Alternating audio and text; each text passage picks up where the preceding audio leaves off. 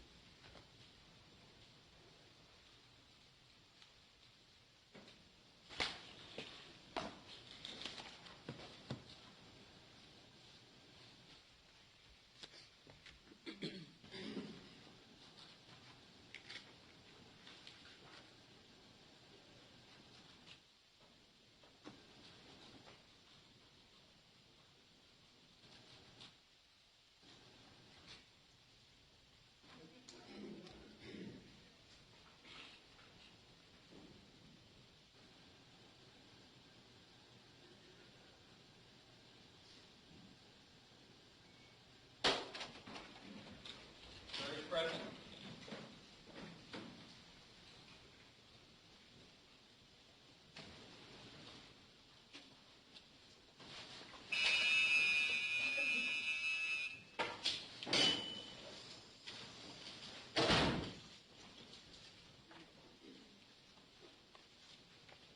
Please be seated. Okay, anything further from the defense? No. This time the defense will rest.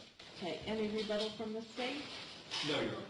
Thank you. Ladies and gentlemen, both the state and the defendant have now rested their case. The attorneys will now present their final arguments. Please remember that what the attorneys say is not evidence or your instruction on the law. However, do listen closely to their arguments.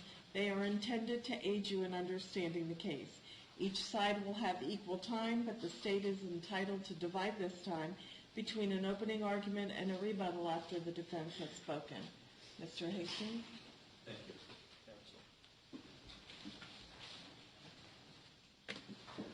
Ladies and gentlemen, on behalf of the state of Florida, I certainly want to thank you for your close attention you paid during the course of this trial. When you came in here on Monday, there were two things that we know that you all had in common. You all are legal residents of Seminole County.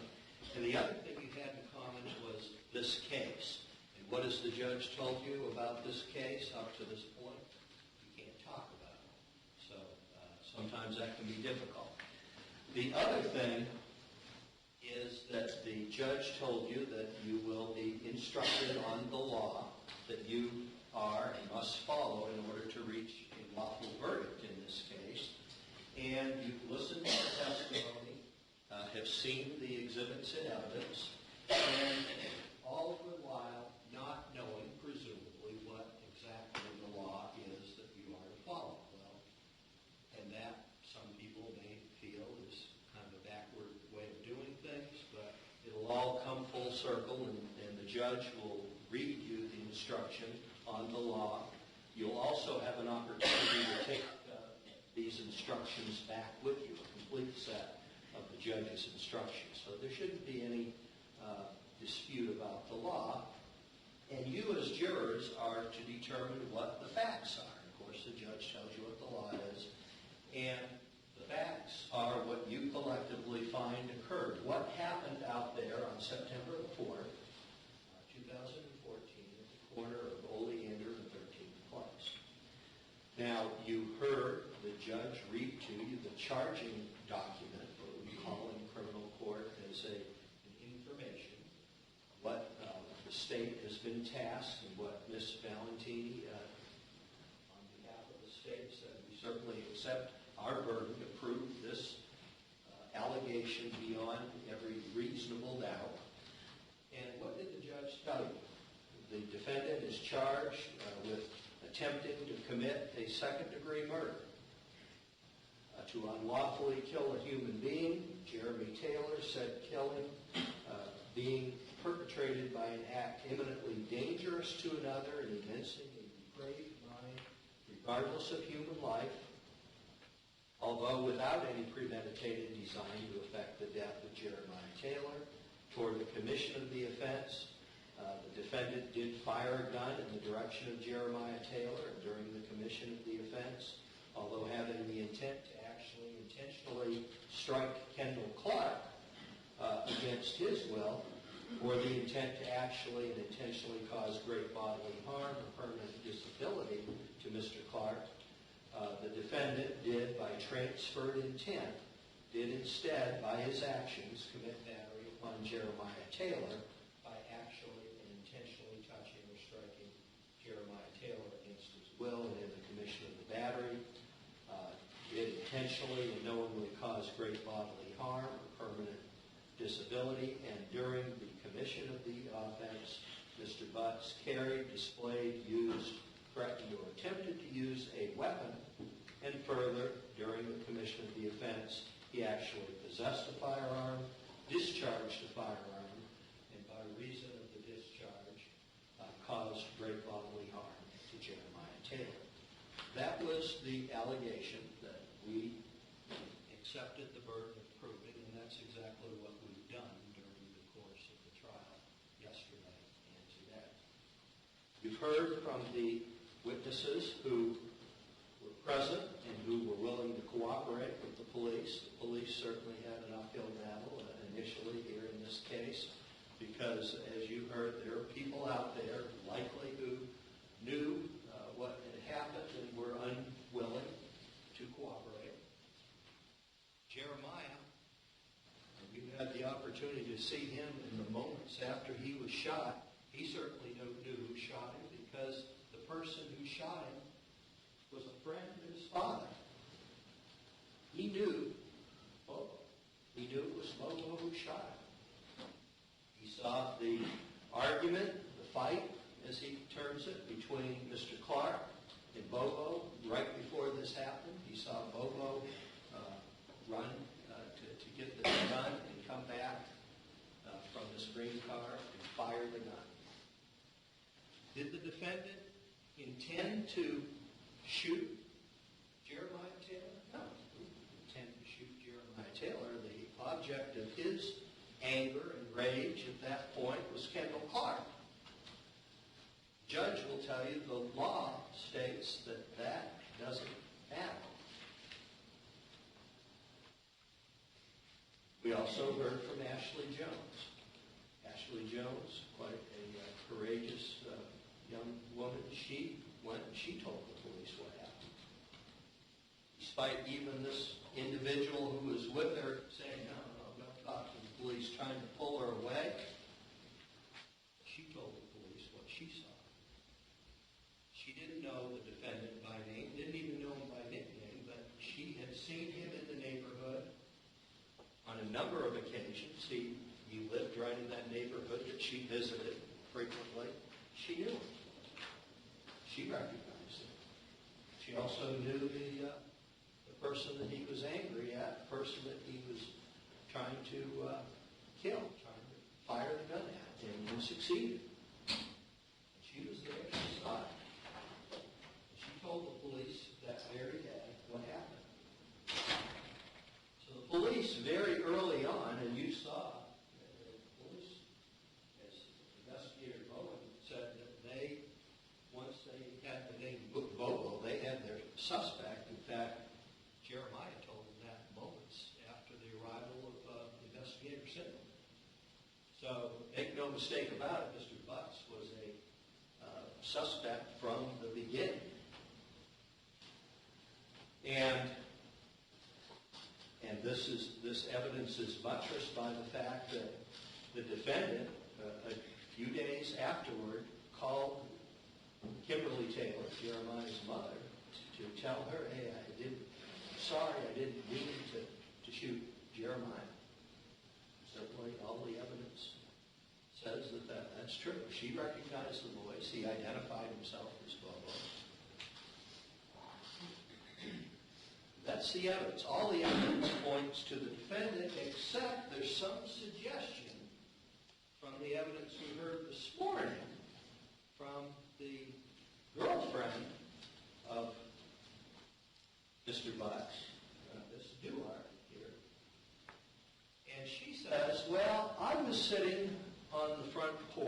the residence, just happened to be there, and there was gunshots. She thinks there's 4 or 5 gunshots. And there wasn't very many people out there. I saw Jeremiah laying on the ground, and the adult male victim, who was Mr. Clark, laying on the ground.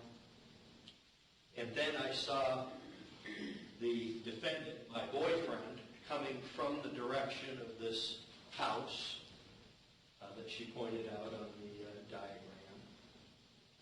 And I didn't get very close to him, but she says she concluded that he seemed to have a look of confusion on his face, and then he left the area. And then before all other people came that we saw on these body cams, apparently she decided to leave the area as well. You have to make a determination as to whether or not you find that testimony to be credible, believable, and I would suggest to you that it should not detract from the overwhelming evidence that certainly shows that this defendant is responsible for those injuries that we saw on Jeremiah. Jeremiah was certainly intimidated by the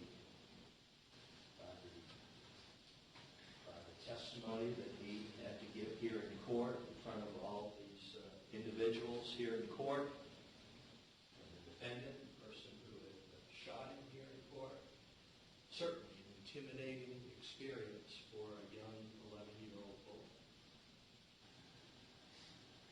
We look at corroboration. I would suggest, ladies and gentlemen, look at the corroboration, and certainly the most compelling corroboration to his testimony is, what did he say immediately after he was shot, laying there? He says his stomach is getting larger from the internal bleeding, and everyone's holding pressure on the wounds. The police are there, rescue's on the way. He's laying there. Who did this? Who did this? Oh. That should pretty much tell it all to you, but we have a lot of corroborating evidence from Kimberly Taylor, Ashley, from the young man himself, photographic lineups that were conducted. This defendant is the responsible individual. Make no mistake about it. Now, the judge is going to tell you that the state bears the burden of proving that the crime was committed, number one, and this is true in every criminal case, and number two, that the defendant is the individual who committed the crime. Let's take a look at what the state must prove in order for you to find the defendant guilty of the crime with which he is charged. He's charged with attempted second-degree murder. There are only 2 elements to this crime. We have to prove, number one, that the defendant intentionally committed an act. We're going to talk about that act in element 2. An act that would have resulted in the death of Jeremiah Taylor, except either someone prevented him from killing Jeremiah Taylor, that's not the case here, or he failed to do so, that is. Number 2, what about this act? The act was imminently dangerous to another and demonstrating a depraved mind without regard for human life. I would suggest to you certainly that advancing on Kendall Clark, firing a gun at Mr. Clark without regard to where Jeremiah Taylor was, and then having Mr. Taylor right there, young Jeremiah Taylor right there, when he's firing the gun, certainly is an act imminently dangerous to another and demonstrating a depraved mind without regard for human life. There's more about what is meant by this. An act includes a series of actions arising from and performed pursuant to a single design or purpose, that is, certainly firing his gun. The act is imminently dangerous to another and demonstrating a depraved mind if it is an act or series of acts that, one, a person of ordinary judgment would know is reasonably certain to kill or do serious bodily harm to another. Certainly that is demonstrated by the evidence. Two, is done from ill will, hatred, spite, or an evil intent. Absolutely. Engaged in a fight or an altercation or with Mr. Clark going back to retrieve a gun and then advancing on him and firing. Three, is of such a nature that the act itself indicates an indifference to human life. Absolutely. The judge will also tell you in the next to the last paragraph that in order to convict the defendant of attempted second-degree murder, it is not necessary for the state to even prove that the defendant had an intent to cause death.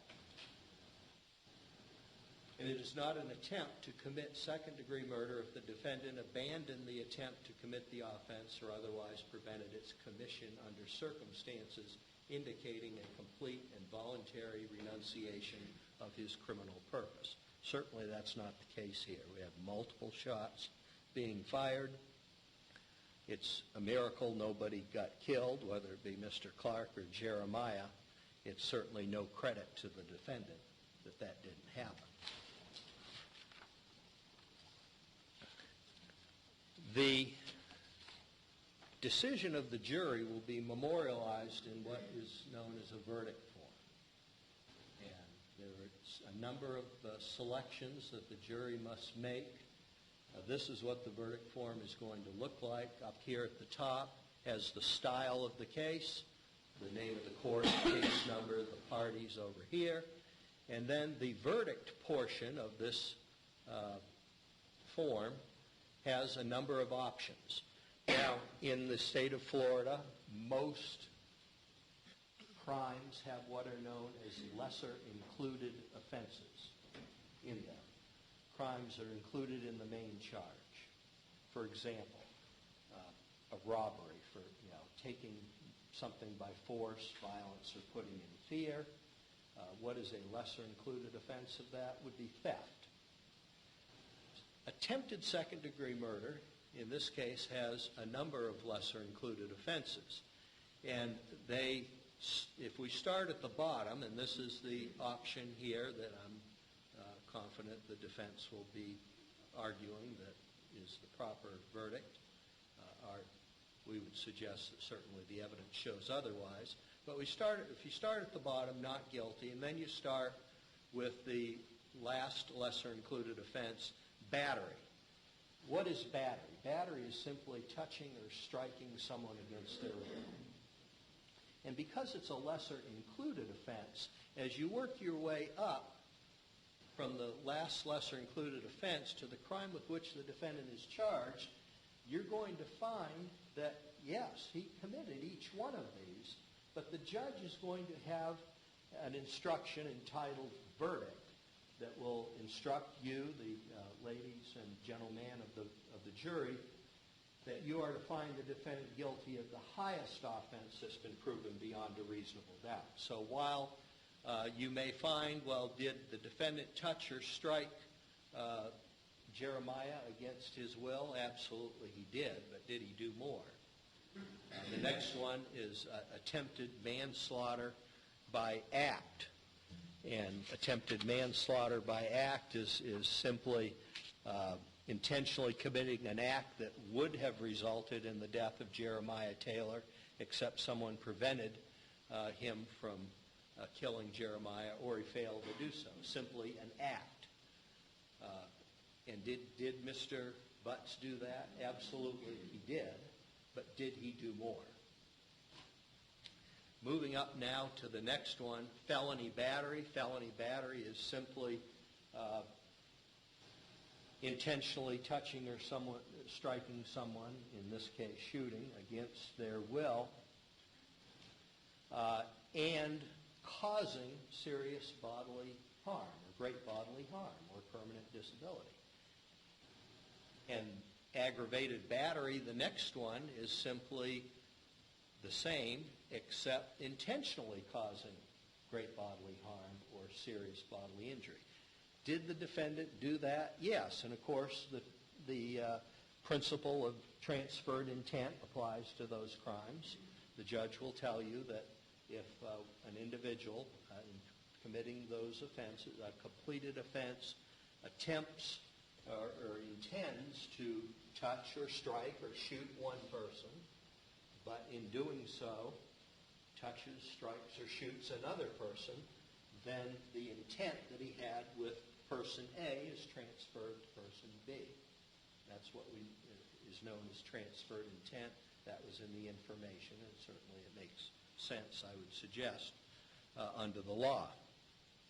And then finally, we, the jury, find the defendant guilty of attempted second-degree murder as charged in the information.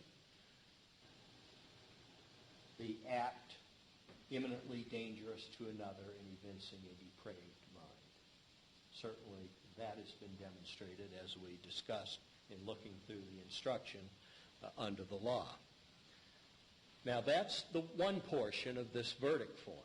Then you move on down to the next portion, and that's called reclassification.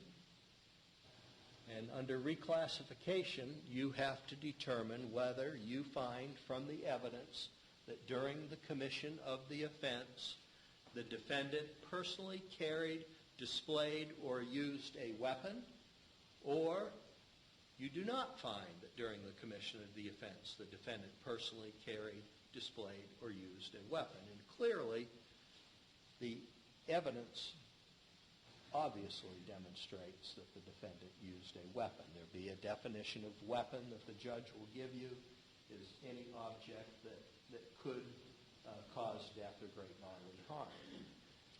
There's independent legal significance if that weapon happens to be a firearm. So in addition to making a choice up here that reflects the verdict of the jury, and then checking either one or the other boxes, one box here, the line preceding the jury's determination under whether or not a weapon was used, the jury will be asked by the court to make a further finding regarding the allegations concerning a firearm.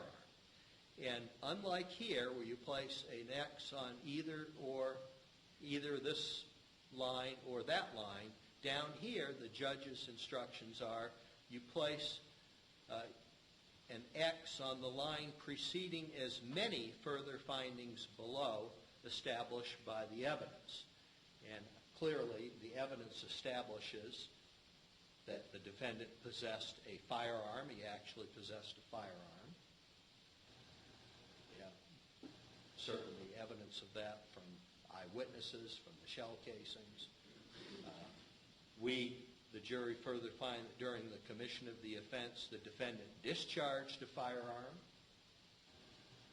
And we, the jury, further find that during the commission of the offense, the defendant discharged a firearm and, in doing so, caused great bodily harm to Jeremiah Taylor. Did he do that? Absolutely. So I would suggest to you, ladies and gentlemen of the jury, that under the evidence that you heard and the law that you will hear from the court, you should find the defendant guilty of the offense of second-degree murder, that he indeed used a weapon, and there should be an X on each of these boxes because each of them has been established beyond and to the exclusion of a reasonable doubt. Down here, so say we all, emphasizing the need for unanimity of the jury. And then there's the signature of the foreperson, printed name, and the date of the verdict. The judge, as jurors, you have to determine what evidence is credible and what evidence isn't. Each and every witness who takes a stand in any criminal trial raises his or her hand and swears to tell the truth. Unfortunately, that doesn't always occur, and that's why we have juries and jurors to determine the credibility of witnesses. Now, the court is not going to leave you without guidelines in how to weigh the credibility of each and every witness who you've heard from. This is what the judge's instruction is going to look like. It is up to you to decide what evidence is reliable. You should use your common sense in deciding which is the best evidence and which evidence should not be relied upon in considering your verdict. We don't want you to leave your common sense down at the doorstep of the courthouse. We want you to bring it here into the courtroom and utilize it when you're back in the deliberation room. Did the witness seem to have an opportunity to see and know the things about which the witness testified? Did the witness seem to have an accurate memory? Was the witness honest and straightforward in answering the attorney's questions? Did the witness have some interest in how the case should be decided? That certainly would apply to the defendant's girlfriend. Certainly she has an interest. You know, they're already planning to have sexual relations when this trial is over, as she acknowledged. Does the witness's testimony agree with the other testimony and the other evidence in the case? Well, her testimony suggests something other than what all of the other evidence, credible evidence, says what happened. And that is that this defendant is responsible for the injuries that you saw in those photographs to Jeremiah Taylor because of that act, that attempted second-degree murder.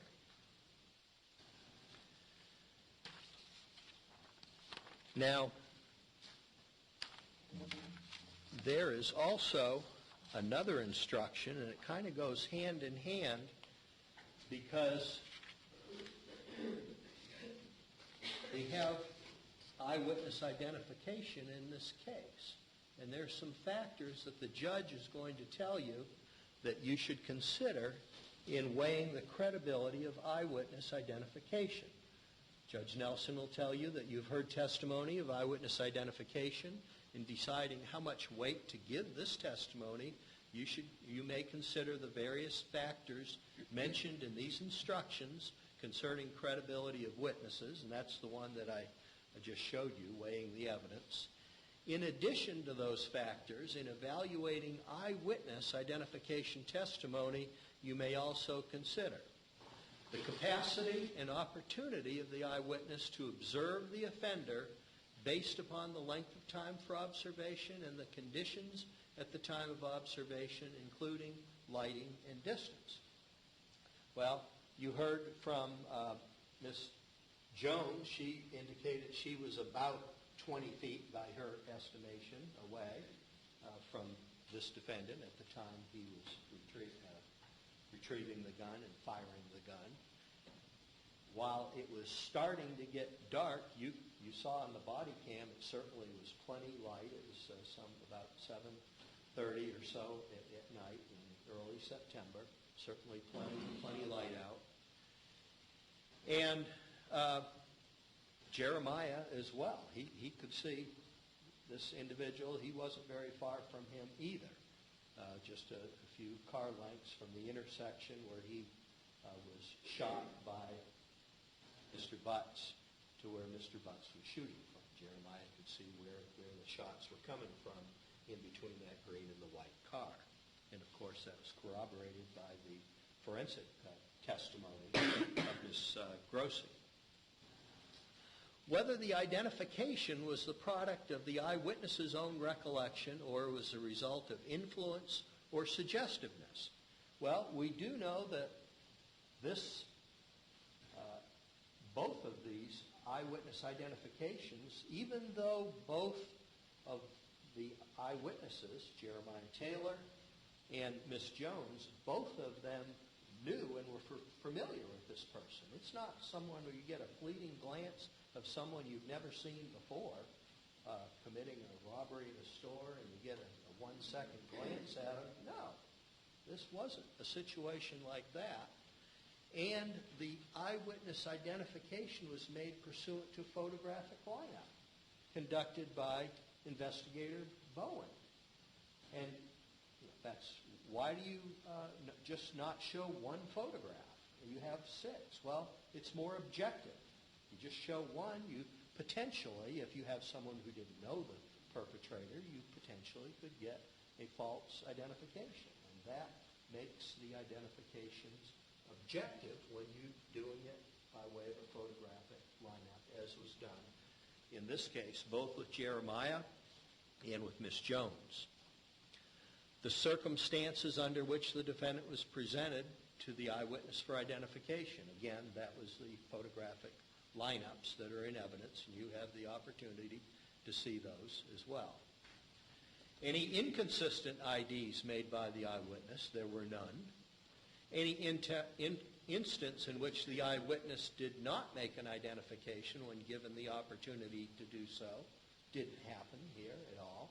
In fact, Jeremiah made his first identification as he's laying on the ground moments after this defendant shot him, and then repeated that identification in the photo array a few days later when the officer met with him. The witness's familiarity with the subject identified. And that's obvious. If you know an individual, you've seen the individual, you recognize the individual from seeing them before, that identification is far more compelling and credible than if someone you'd never seen before. Number 7, lapses of time between the event and the identification. Again, there is just moments in Jeremiah's initial identification of Bobo as the individual who fired the shots, and Miss Jones made the identification that very day with the police.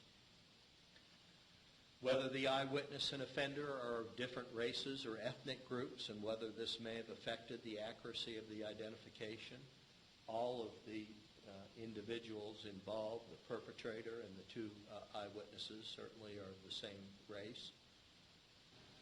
And 9, the totality of the circumstances surrounding the eyewitness's identification, and that essentially taking all of these factors into account and any other factors that you may find to be relevant, including corroboration, I would suggest.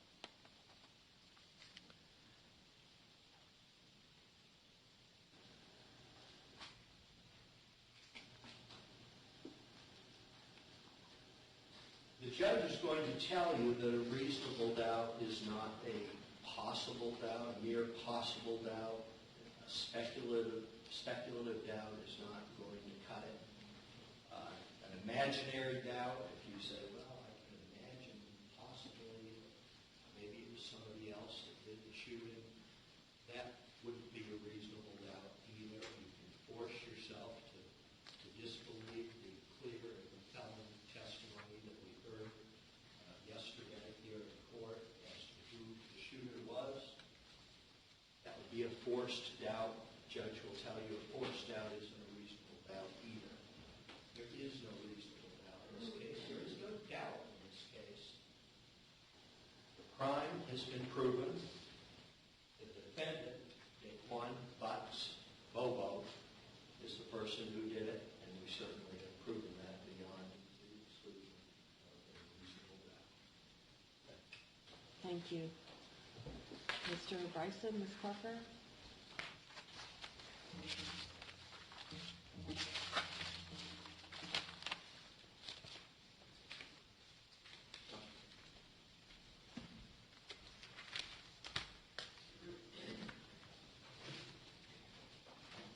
Good morning. Well, I have the opportunity to get to talk to you, so thank you on behalf of myself and this department for your service in sitting in this case. I know it's only been a couple of days, but it's a couple of days out of your life to be given to us to listen to the facts that have been presented, and we do thank you for that.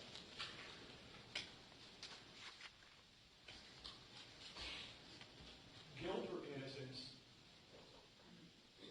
is based on one thing: whether or not you as jurors believe that there is a reasonable doubt or not. You'll get an instruction that says if you have a reasonable doubt as to the facts and evidence, you can return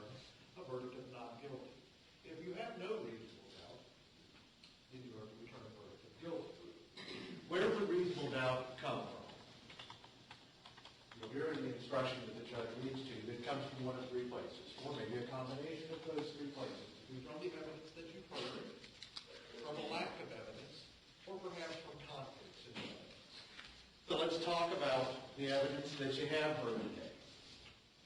Let's go somewhere first. You will hear another instruction. After we start talking about the evidence, you'll get another instruction from the judge. In this case, the decision is not to be based on sympathy. And certainly in this case, we are all sympathetic to Jeremiah Taylor. He suffered a horrific injury. It is bad. The wounds and the scarring are horrible. But you can't base your decision on feeling sorry for the little boy. Because we already all do. Everybody feels bad for him. He went through a horrible experience. But just because he went through a horrible experience does not make that man guilty. He only becomes guilty, we discussed this in jury selection, if, because we're not innocent, so prove it guilty. If you believe the state's evidence and the state has proved the case to you beyond the exclusion of all reasonable doubt. So, now let's talk about the evidence that has been presented to you. The state presented witnesses to you in the form of, first, Jeremiah Taylor. Let's talk about what Mr. Taylor told you.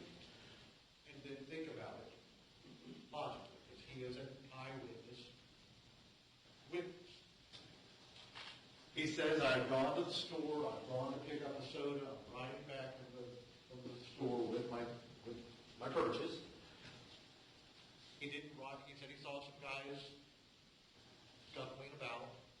He didn't ride over to where they were, didn't make any indication that he slowed down and stopped, pay attention to what they were doing, and the next thing he knew, he heard shots fired and he was on the ground.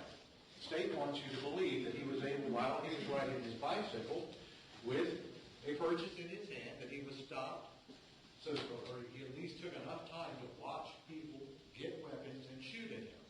It doesn't really hold a lot of water, because he's riding a bike. He admits that he's not paying attention to what they're doing. He knows who they are. He sees a scuffle going on, but he's not focused on them, what they're doing. He's going back home from the store. So, he wasn't real observant as to what was going on.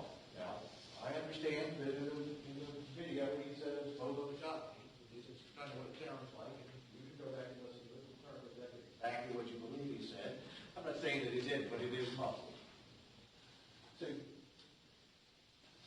consider his observation, the amount of time that he had to observe stuff while doing other tasks. Ashley Jones indicates she sees a scuffle going on between two individuals. Doesn't know who they are, seen them around the neighborhood before, but doesn't know them. And testifies that she sees one of them go get a gun and do some shooting. She then writes a report where she may have said some things and not really concerned as to whether or not they're accurate or whether she made statements here that are different from what she said. But she made statements on the stand that she felt like she was pressured, she was running fast, she was trying to get everything done. She was distracted by a child on her leg. So she wasn't really focused on what she was writing, but she was putting forth the facts as she remembered them. But that's in conflict with what Officer Mamone said, because Officer Mamone said, I absolutely did not pressure her. I did not put time constraints on her. There was nobody around her while she was writing it, other than the fact that there might have been somebody trying to tell her, don't say anything. But there weren't any children hanging on her legs, none of that stuff. So there is reasonable doubt as to whether or not you can believe what she told you. Kimberly Taylor, that's the next person who wants to positively identify Mr. Butts as the person who did this. And why? Based on a phone conversation. Miss Taylor admits, I had spoken to him one time. Yet, on a one-time conversation, she's able to 100% positively identify that voice as belonging to my client, Mr. Butts. Think about that for a moment. Now, in our lives, we meet people all the time. Some people have very distinct voices, some people don't. But you didn't hear anything, well, I remember him having this particular accent, or he spoke this particular way. It's just, no, I heard his voice before, and I think it was him. So a person calls up and says, hey, I'm this person, and I'm sorry that this happened. you don't really have any basis to believe that, because she's heard his voice once. She's not a friend with him. She doesn't associate with him on a regular basis. You have another person that we've heard an awful lot about who we haven't heard from, and that would be the person who actually was shot too, Kendall Clark. Kendall Clark could obviously, I'm sure he could tell you who shot him, but he didn't tell you who shot him. He didn't want to cooperate with anybody. He didn't want to talk about this at all, which seemed to be pretty much par for the course for almost everybody. Nobody wanted to talk about this incident. Things that you didn't hear, lack of evidence. You didn't get a gun. No gun was presented. No gun was ever recovered. You got testimony from the crime scene investigators indicating to you that it was 9mm projectile shell casings were found at the place of the shooting. But you never heard any testimony from any type of medical person that said, well, we did hear that they did not recover the projectile from Jeremiah Taylor. But you didn't hear anyone tell you we recovered the projectile from the buttocks of Mr. Kendall Clark, and it was a 9mm projectile, which would then match the shell casings that you've been presented in evidence. So you don't even know what type of projectile went into either Kendall Clark or Jeremiah Taylor.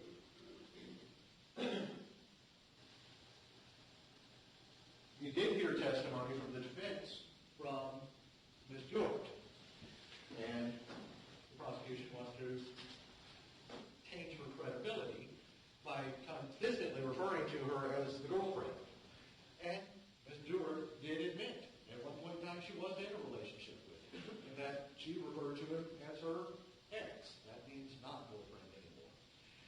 Yes, she did testify that over the pendency of this case from the date of the incident until today's date at trial, she has had conversations with him. She has entertained the notion of reigniting a romantic relationship with him. But it isn't going on right now. We didn't hear any testimony that it was, and no evidence was presented that there is an ongoing relationship.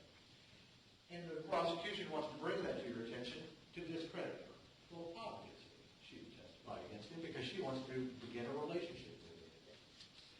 And she, therefore, has an interest in the case. And that'd be one of the things that you're supposed to consider when you're determining how much credibility someone has. But, when you're talking about someone having an interest in the case, almost everybody that got up on that stand has an interest in how this case is resolved. Jeremiah Taylor has an interest in how this case is resolved. Ashley Jones has an interest in how this case is resolved. Kimberly Taylor has an interest in how this case is resolved. All of them have made accusations, and they want to see those accusations stick. So, everybody that testifies has an interest in how the case is resolved. It doesn't mean that you completely discredit them because they want to see a particular verdict.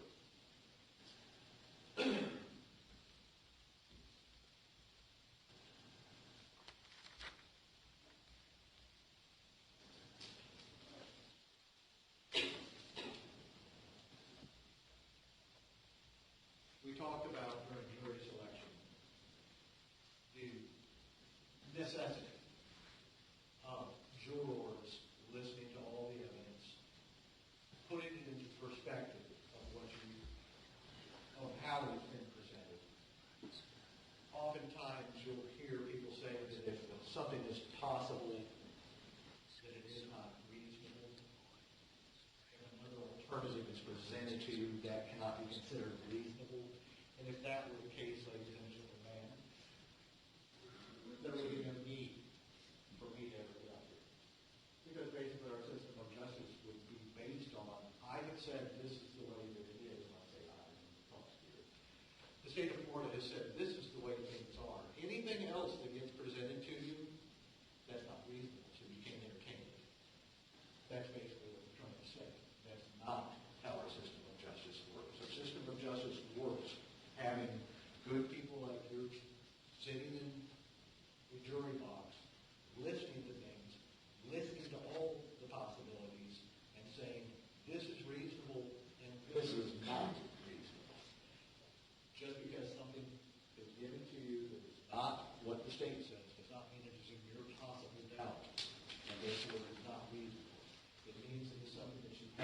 considered, and you swore an oath to do so. There are holes in this story. There is a problem with the credibility of the eyewitness testimony. There is problems with the credibility of Ms. Jones's testimony. There are problems with the testimony of Kimberly Taylor. And you could arguably, or I can arguably assert, you may have problems with Ms. Duarte's testimony. But you know what? It's all possibilities for you to consider. You have to look at the totality of the evidence that has been presented to you and decide who do I believe, how much do I put into that testimony, how much faith do I put into that testimony when I'm making my decision. It is the defense's position that there is indeed reasonable doubt and that you should return with the verdict of not guilty and not be swayed by emotion in this case. Thank you.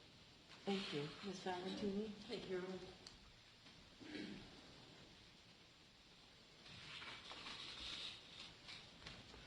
Good morning.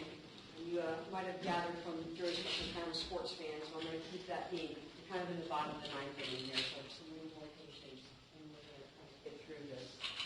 I said it in jury selection. One of the things that when you walk in that door, we ask you not to leave your common sense out there. You're to bring your common sense in your deliberations as well. And we talked about the weighing the evidence in jury instruction that you'll get. And I just wanted to point out to you one brief thing on here. Oops, excuse me. You should use your common sense in deciding which evidence is the best evidence and which evidence should not be relied upon in considering your verdict. So, the judge is going to tell you, use your common sense. I want to talk to you,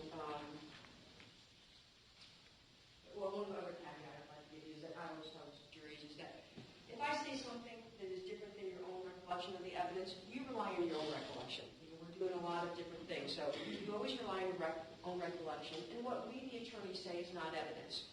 But the evidence is what came from the witness stand and the exhibits that have been put into evidence that you would be free to look at a later time. Let's talk about the ID of Daquan Butts, Bobo. Counsel has made it, when he spoke to you, he talked about little Jeremiah riding his bicycle back, and how's he paying attention to all this stuff? His testimony was very clear. He was riding his bicycle. When you're riding your bicycle, you're not looking down on the ground. Which I hope you're not. You're going to crash if you do. He's looking up. And what does he see? He described Bobo playing basketball with this other guy, Kendall Clark. He didn't know his name, but he was able to ID who Kendall Clark was. He described that they got into a fight. Then he said they got into a fight, and Bobo goes to the green car and gets a gun. And then he comes out, and Bobo shoots the gun. That's what he told you. That is corroborated by what Ashley Jones told you. She saw some guys scuffling. She actually didn't realize if they were really having a fight or horseplay. But sees Bobo, Daquan Butts, go get the gun and fire the gun. Their testimony is corroborated with each other, and it's also corroborated with the forensic evidence of where those shell casings was found. Remember, Officer Bowman went to the location after speaking with Ashley Jones where she said the area was, and what did they find there? The very shell casings from the shooting. Is there any question that a gun was fired that day?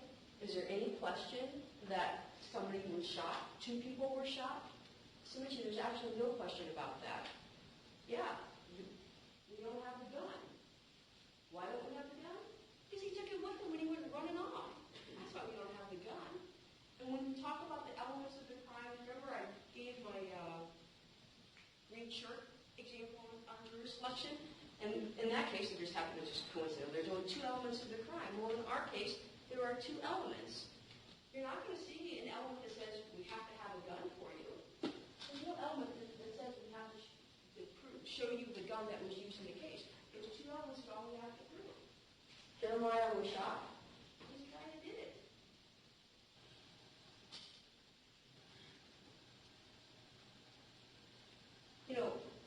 Officer Bowen, when he was describing Miss Jones, He said that, that she gave time to talk, that she had plenty of time to write her statement. And remember, Officer Bowen, or Investigator Bowen also spoke with her. What else did Officer Bowen tell you, though? I think it's, what else did Officer Mamone tell you with regard to Ashley Jones? Somebody was right there pulling her away, telling her not to talk to the police. I would submit to you that that's pressure in and of itself when you have somebody else pressuring you away not to speak to law enforcement officers.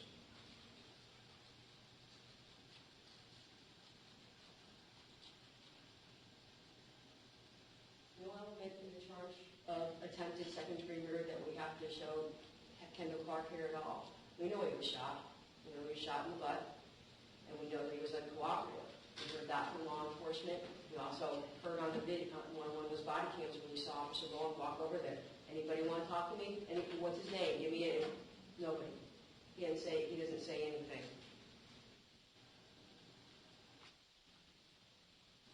The identification of Jeremiah Taylor. He does it that very second after he's shot, immediately upon law enforcement arriving. He does it at the hospital. He does it again when Officer Bowen does a formal interview with him. He did it here today in court. When Investigator Bowen shows him the photo lineup, what does Investigator Bowen say? He immediately points to him, he circles it, and he writes his name. This side, Daquan Butts, knows Jeremiah's dad. He knows who he is.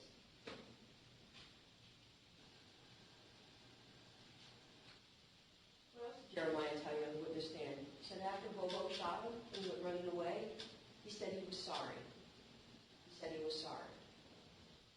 And that's consistent with Daquan Butts calling Kimberly Taylor and telling Kimberly Taylor, I'm sorry, I didn't mean to shoot Jeremiah. And he didn't. He was shooting at Kendall Clark. He was mad. He was in a fight with Kendall Clark. He was shooting at Kendall Clark. But the law says he didn't have to intend to shoot Jeremy Taylor. He did.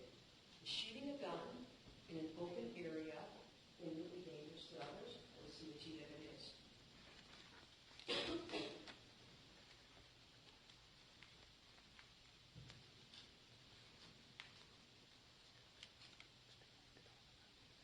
We know that Daquan Butts fled the scene. He wasn't around.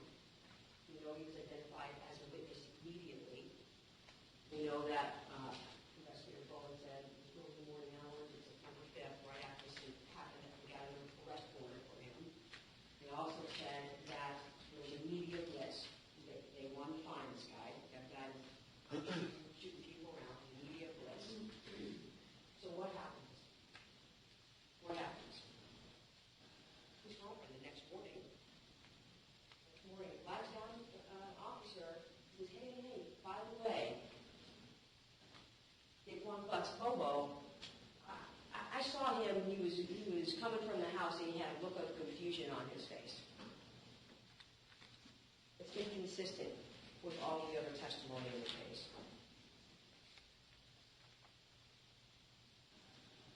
She can remember that he had a look of confusion on his face, but she can't remember any of the kind of clothing that he was wearing. She wasn't even close in describing the clothing. Not even close. She also at one time said that she observed him hanging with a friend, chewing and talking. She said that. And then another time she says that he was coming from the house, and that's when he had the look of confusion on his face. And then I think she also said that she went up to the little boy and the other guy to make sure it wasn't him that was shot. I don't know if I heard that right, but if she saw him coming from the house or saw him chilling with friends after the gunshot, why would she need to worry about whether or not he was the one shot? Again, the instruction with regard to weighing the credibility of the witness, use your common sense, and applying that to the facts of the evidence. Counsel also talked about Jeremiah Taylor having an interest in how this case is decided, or Kimberly Taylor, or actually for any of the witnesses. But the state of Florida is the one that brings the charges against this defendant. Not Jeremiah Taylor, not Kimberly Taylor, not anybody. The state of Florida does that. I asked him, do you want to be here? No. He didn't want to be here. He has no interest in how this case is decided. He does not want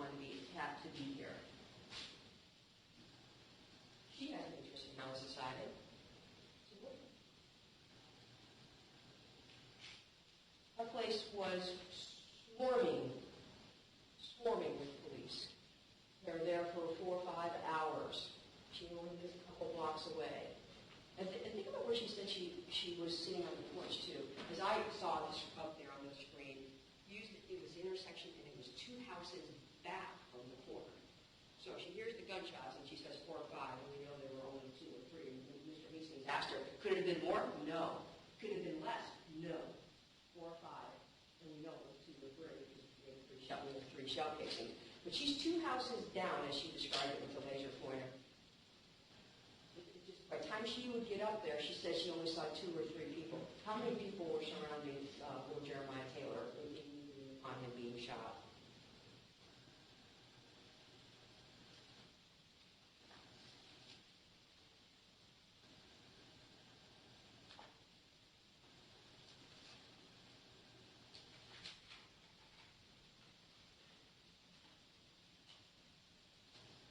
I want to talk to you just 2 more minutes. A couple more things. When we talk about forensics in this case, they tried to get DNA, they tried to get fingerprints, but you heard from both Ms. Mercy and Mr. Daniels that they wouldn't expect to find it, but we tried. We tried to get some further forensics on it. Remember in jury selection, I gave you the example of helmet, the football example, where it's, the defender's going to make a play, the offensive player kind of changes his direction of travel to make the catch, and the defensive player hits him helmet to helmet, and you know that's a penalty. But the defender didn't mean to do that, didn't mean to hit him in the helmet, didn't mean to possibly cause a concussion, didn't mean to do that. But yet, you're still penalized. And you may think, it's really not fair. And the reason I did that as an example is because you might be sitting there thinking, attempted second-degree murder. We know, no doubt, he shot that gun. No doubt he actually possessed it. No doubt he shot it. No doubt Jeremiah Taylor was seriously hurt as a result of that. He didn't mean to. It's just, that's awful. That's tough. That's not fair. But that's the law. That's what the law says. The law says that he is guilty of attempted second-degree murder, even though he didn't intend to shoot Jeremiah Taylor. He intended to shoot Kendall Clark. He's still guilty of it. I mean, that seems fair, but that's the law. And as jurors, that's what we ask you to do. We take the oath to follow the law, as Judge Nelson is going to instruct you on that. When he fired that gun out there in the open, he didn't care about anything else. He had a reckless mindset, depraved mind, of shooting that gun. He didn't care anything else about it.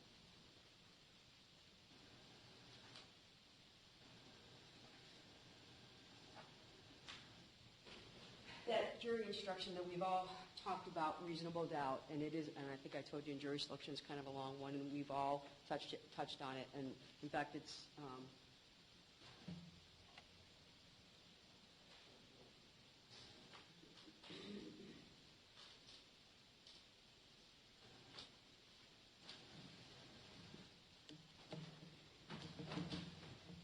how come I can't make it smaller? Thank you, Deputy. I thought I had it. Close up? I want to zoom it out. Zoom it out. Okay. Thank you very much. So I want to show you that it is a, and I'm not going to read it all to you, but that's the jury instruction on reasonable doubt. What I want to point out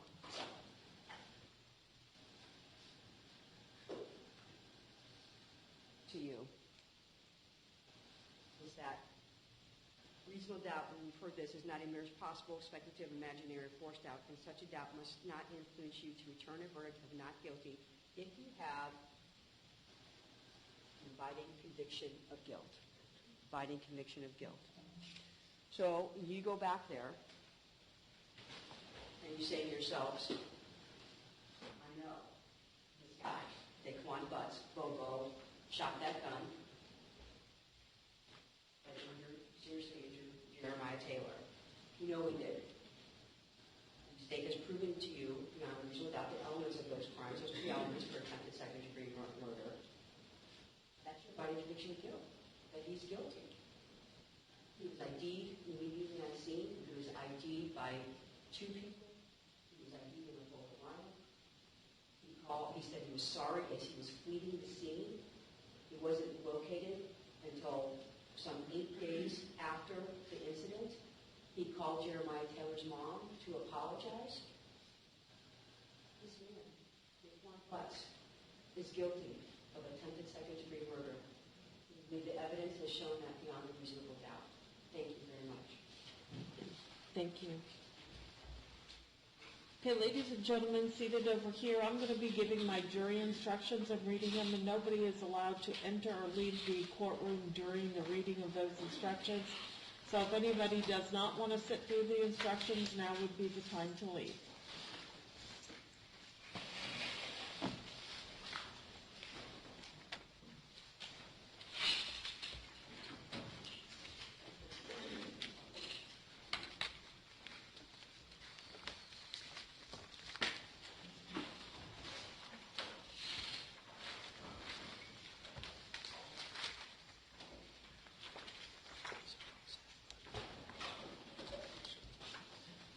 Members of the jury, I thank you for your attention during this trial. Please pay attention to the instructions I am about to give you.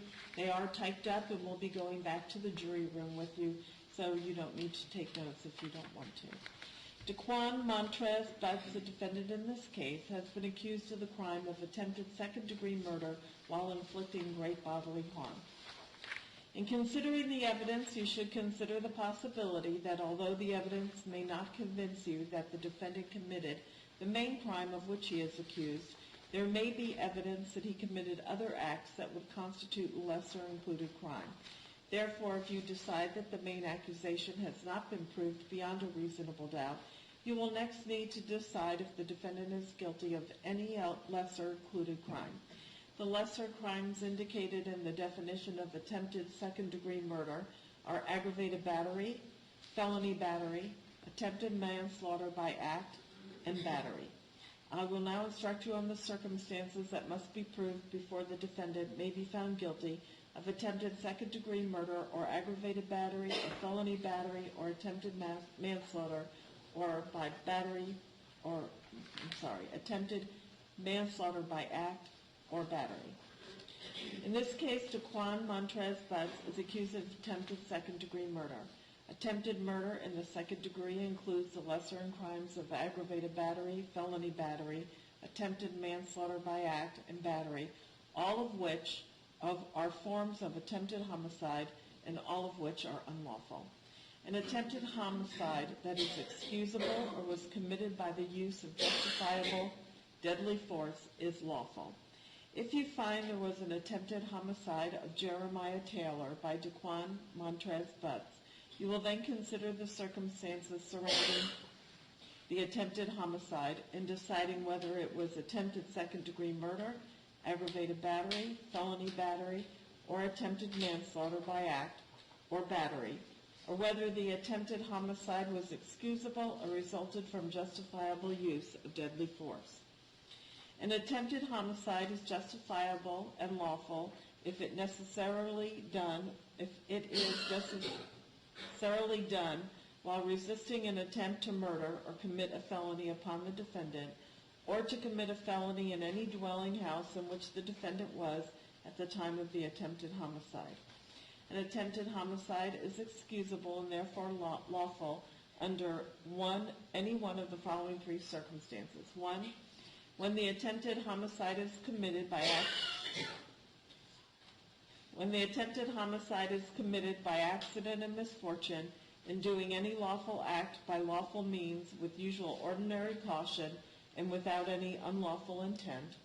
Or 2, when the attempted homicide occurs by accident and misfortune in the heat of passion upon any sudden and sufficient provocation.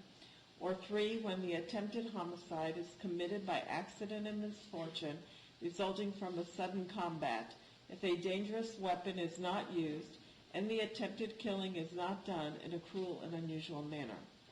Dangerous weapon means any weapon that, taking into account the manner in which it is used, is likely to produce death or great bodily harm. To prove the crime of attempted second-degree murder, The state must prove the following two elements beyond a reasonable doubt. 1. Daquan Butts intentionally committed an act which would have resulted in the death of Jeremiah Taylor, except that someone prevented Daquan Butts from killing Jeremiah Taylor, or he failed to do so. 2. The act was imminently dangerous to another and demonstrating a depraved mind without regard for human life. An act includes a series of related actions arising from and performed pursuant to a single design or purpose.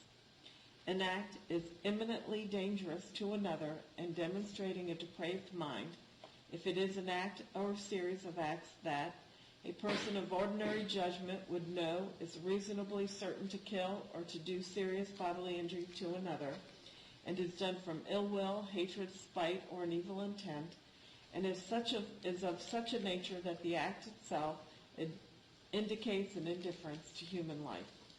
In order to convict the defendant of attempted second-degree murder, it is not necessary for the state to prove the defendant had an intent to cause death.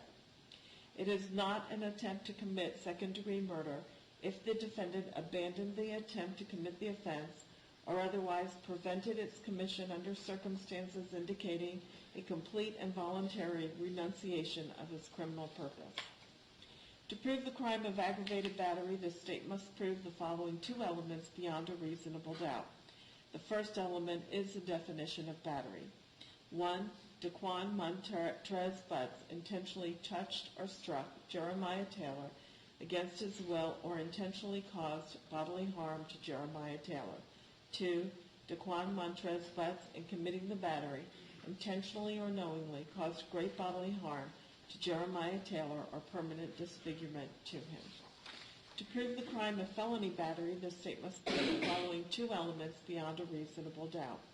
1. Daquan Butts actually and intentionally touched or struck Jeremiah Taylor against his will, and 2. Daquan Butts caused Jeremiah Taylor great bodily harm or permanent disfigurement.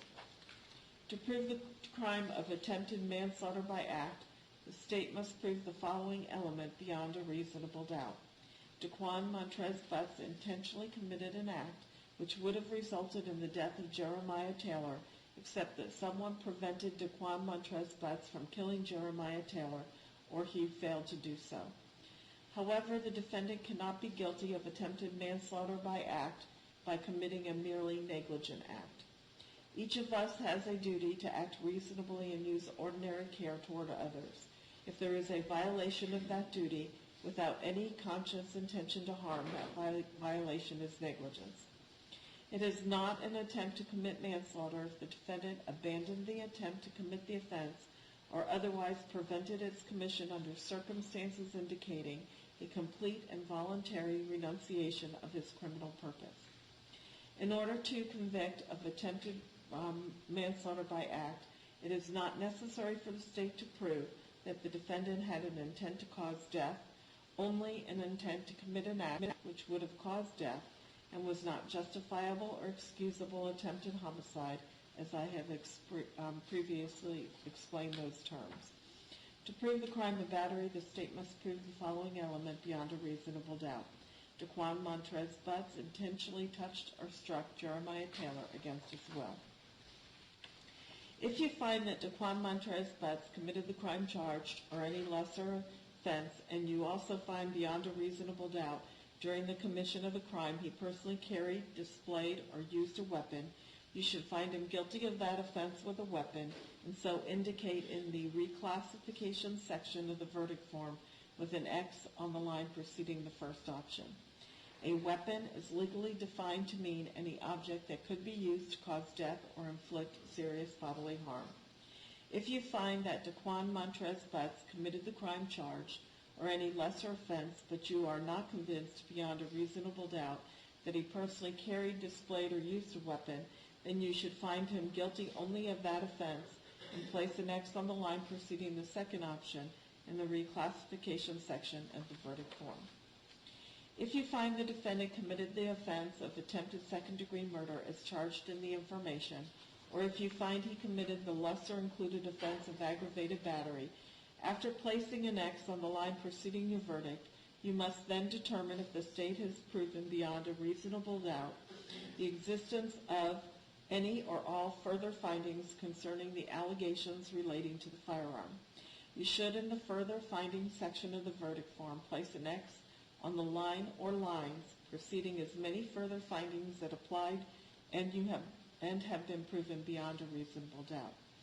If you find the defendant during the commission of the offense actually and personally possessed a firearm, you should so indicate in the further findings section of the verdict form with an X. If you find the defendant during the commission of the offense discharged a firearm, you should so indicate in the further findings section of the verdict form with an X. If you find the defendant during the commission of the offense discharged the firearm, and as a result of the discharge, great bodily harm was inflicted upon Jeremiah Taylor, you should so indicate in the further findings section of the verdict form with an X. A firearm is legally defined as any weapon which is designed to, or may readily be converted to expel a projectile by the action of an explosive or the frame or receiver thereof. Great bodily harm defines itself and means great as distinguished from slight, trivial, minor, or moderate harm. If you find that none of the further findings have been proven, you should place no X's on the lines preceding any of the further findings. With respect to the completed crimes of aggravated battery, felony battery, and battery, if a person intends to hit, strike, or shoot a person, but instead hits, strikes, or shoots a different person, the law transfers the intent to hit, strike, or shoot from the person who is aimed at to the person who is actually hit, struck, or shot. The defendant has entered a plea of not guilty. This means that you must presume or believe the defendant is innocent. The presumption stays with the defendant as to each material allegation in the information through each stage of the trial unless it has been overcome by the evidence to the exclusion of and beyond a reasonable doubt. To overcome the defendant's presumption of innocence, the state has the burden of proving the crime with which the defendant is charged was committed, and the defendant is the person who committed the crime. The defendant is not required to present evidence or prove anything. Whenever the words reasonable doubt are used, you must consider the following. A reasonable doubt is not a mere possible doubt, a speculative, imaginary, or forced doubt. Such a doubt must not influence you to return a verdict of not guilty if you have an abiding conviction of guilt. On the other hand, if after carefully considering, comparing, and weighing all of the evidence, there is not an abiding conviction of guilt, or if having a conviction it is one which is not stable, but one which wavers and vacillates, then the charge is not proved beyond every reasonable doubt, and you must find the defendant not guilty because the doubt is reasonable. It is to the evidence introduced in this trial and to it alone that you are to look for that proof. A reasonable doubt as to the guilt of the defendant may arise from the evidence, conflict in the evidence, or the lack of evidence. If you have a reasonable doubt, you should find the defendant not guilty. If you have no reasonable doubt, you should find the defendant guilty. The evidence which has been admitted to show other crimes, wrongs, or acts allegedly committed by the defendant will be considered by you only as that evidence relates to proof of motive, intent, plan, knowledge, or identity. However, the defendant cannot be convicted for a crime, wrong, or act that is not included in the information. It is up to you to decide what evidence is reliable. You should use your common sense in deciding which is the best evidence and which evidence should not be relied upon in considering your verdict. You may find some of the evidence not reliable or less reliable than other evidence. You should consider how the witnesses acted as well as what they said. Some things you should consider are, did the witness seem to have an opportunity to see and know the things about which the witness testified? Did the witness seem to have an accurate memory? Was the witness honest and straightforward in answering the attorney's questions? Did the witness have some interest in how the case should be decided? Does the witness's testimony agree with the other testimony and other evidence in the case? Whether the state has met its burden of proof does not depend upon the number of witnesses that it has called or upon the number of exhibits it has offered, but instead upon the nature and quality of the evidence presented. Expert witnesses are like other witnesses, with one exception. The law permits an expert witness to give his or her opinion. However, an expert's opinion is reliable only when given on a subject about which you believe the witness to be an expert. Like other witnesses, you may believe or disbelieve all or any part of an expert's testimony. It is entirely proper for a lawyer to talk to a witness about what testimony the witness would give if called to the courtroom. The witness should not be discredited by talking to a lawyer about his or her testimony. You may rely upon your own conclusion about the credibility of any witness. A juror may believe or disbelieve all or any part of the evidence or the testimony of any witness. The Constitution requires the state to prove its accusations against the defendant. It is not necessary for the defendant to disprove anything, nor is the defendant required to prove his innocence. It is up to the state to prove the defendant's guilt by evidence. The defendant exercised a fundamental right by choosing not to be a witness in this case. You must not view this as an admission of guilt or be influenced in any way by his decision. No juror should ever be concerned that the defendant did or did not take the witness stand to give testimony in the case. You have heard the testimony of eyewitness identification. In deciding how much weight to give the testimony, you may consider the various factors mentioned in these instructions concerning credibility of witnesses. In addition to those factors in evaluating eyewitness identification testimony, you may also consider the capacity and opportunity of the eyewitness to observe the offender based upon the length of time for observation and the conditions at the time of observation, including lighting and distance. Whether the identification was the product of the eyewitness's own recollection or was the result of influence or suggestiveness. The circumstances under which the defendant was presented to the eyewitness for identification. Any inconsistent identifications made by the eyewitness. Any instance in which the eyewitness did not make an identification when given the opportunity to do so. The witness's familiarity with the subject identified. Lapses of time between the event and the identification. Whether the eyewitness and the offender are of different races or ethnic groups, and whether this may affect the accuracy of the identification. The totality of the circumstances surrounding the eyewitness's identification. These are some general rules that apply to your discussion. You must follow these rules in order to return a lawful verdict. You must follow the law as it is set out in these instructions. If you fail to follow the law, your verdict will be a miscarriage of justice. There is no reason for failing to follow the law in this case. All of us are depending upon you to make a wise and legal decision in this matter. This case must be decided only upon the evidence that you have heard from the testimony of the witnesses and have seen in the form of the exhibits and evidence in these instructions. This case must not be decided for or against anyone because you feel sorry for anyone or are angry at anyone. Remember, the lawyers are not on trial. Your feelings about them should not influence your decision in this case. Your duty is to determine if the defendant has been proven guilty or not in accord with the law. It is the judge's job to determine a proper sentence if the defendant is found guilty. Whatever verdict you render must be unanimous. That is, each juror must agree to the same verdict. Your verdict should not be influenced by feelings of prejudice, bias, or sympathy. Your verdict must be based on the evidence and on the law contained in these instructions. Deciding a verdict is exclusively your job. I cannot participate in that decision in any way. Please disregard anything I may have said or done that made you think I preferred one verdict over another. You may find the defendant guilty as charged in the information, or guilty of such lesser included crime as the evidence may justify, or not guilty. If you return a verdict of guilty, it should be for the highest offense which has been proven beyond a reasonable doubt. If you find that no offense has been proven beyond a reasonable doubt, then of course your verdict must be not guilty. Only one verdict may be returned as to the crime charged. This verdict must be unanimous. That is, all of you must agree to the same verdict.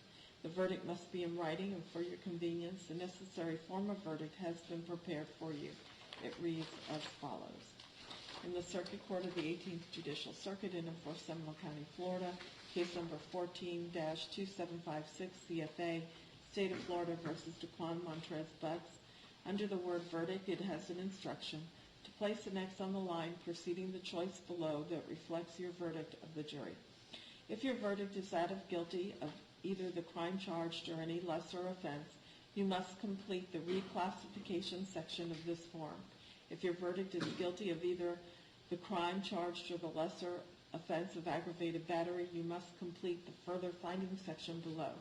There are 6 lines. Next to the first line it reads, "We the jury find the defendant guilty of the offense of attempted second-degree murder as charged in the information." Next to the second line it reads, "We the jury find the defendant guilty of a lesser included offense of aggravated battery."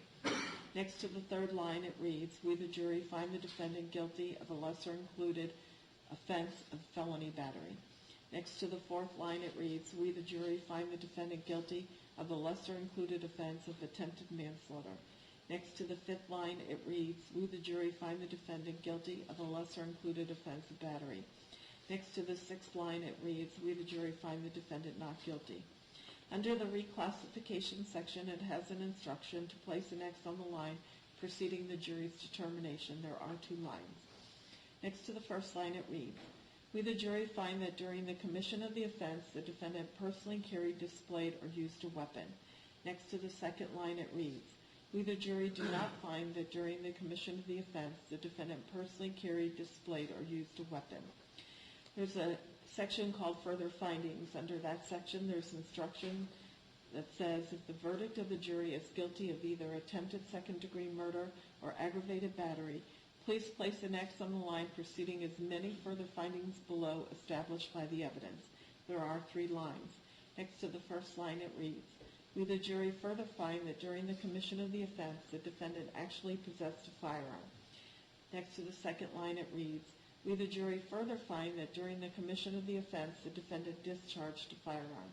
Next to the third line it reads, "We the jury further find that during the commission of the offense the defendant discharged a firearm and in doing so caused great bodily harm to Jeremiah Taylor." In just a few moments you will be taken to the jury room by the court deputy. The first thing that you should do is choose a foreperson who will preside over your deliberations. The foreperson should see to it that your discussions are carried on in an organized way and that everyone has a fair chance to be heard. It is also the foreperson's job to sign and date the verdict forms when all of you have agreed on a verdict and to bring the verdict forms back to the courtroom when you return. And on the verdict form it does have a signature line for the foreperson to sign their name, print their name, and print the date. During deliberations, jurors must communicate about the case only with each other and only when all jurors are present in the jury room. You are not to communicate with any person outside the jury about this case. Until you have reached a verdict, you must not talk about the case in person or through the telephone, writing, or electronic communication such as a blog, Twitter, email, text message, or any other means. Do not contact anyone to assist you during deliberation. These communication rules apply until I discharge you at the end of the case. If you become aware of any violation of these instructions or any other instruction I have given in the case, you must tell me by giving a note to the court deputy. If you need to communicate with me, send a note through the court deputy signed by the foreperson. If you have questions, I'll talk with the attorneys before I answer, so it may take some time. You may continue your deliberations while you wait for my answer. I will answer any questions if I can in writing or orally here in open court. Your verdict finding the defendant either guilty or not guilty must be unanimous. Each verdict must be the verdict of each juror as well as the jury as a whole. During the trial, items